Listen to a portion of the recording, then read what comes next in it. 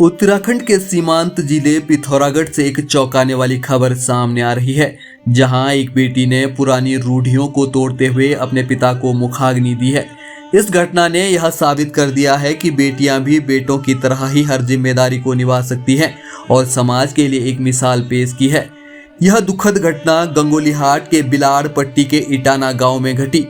गांव के 52 वर्षीय मान सिंह पुत्र जीत सिंह अपने पिता के श्राद्ध की तैयारी कर रहे थे।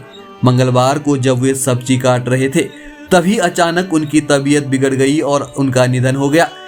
इस अचानक हुई घटना से पूरे परिवार में कोहराम मचा हुआ है। मान सिंह की 3 बेटियां और एक बेटा है। उनका इकलौता बेटा राजा सऊदी अरब में नौकरी करता है।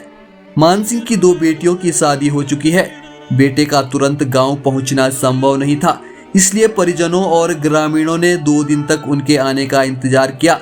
लेकिन जब राजा के आने में और देरी होने लगी तो परिवार ने फैसला लिया कि मान सिंह की सबसे छोटी बेटी कल्पना ही अपने पिता का अंतिम संस्कार करेगी।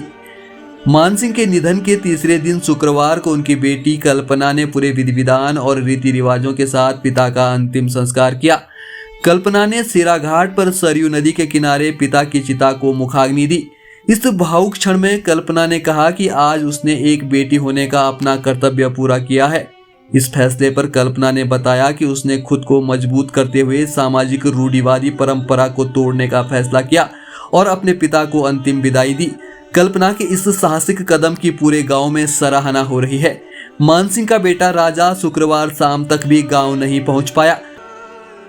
फोन पर उसने अपनी बहन कल्पना से बात करते हुए बताया कि वह अपने पिता की अंत्येष्टि पर नहीं पहुंच सका। इसका दुख उसे हमेशा रहेगा। उसने कहा कि उसकी बहन कल्पना ने वे सारे फर्ज पूरे किए जो उसे करने थे और उसने एक बेटे की कमी महसूस नहीं होने दी। राजा ने कहा, आज कल्पना ने बेटी होते हुए भी बेटे का फर्ज अदा किया है। पिता की अचानक हुई मौत से पूरा परिवार गहरे दुख में है।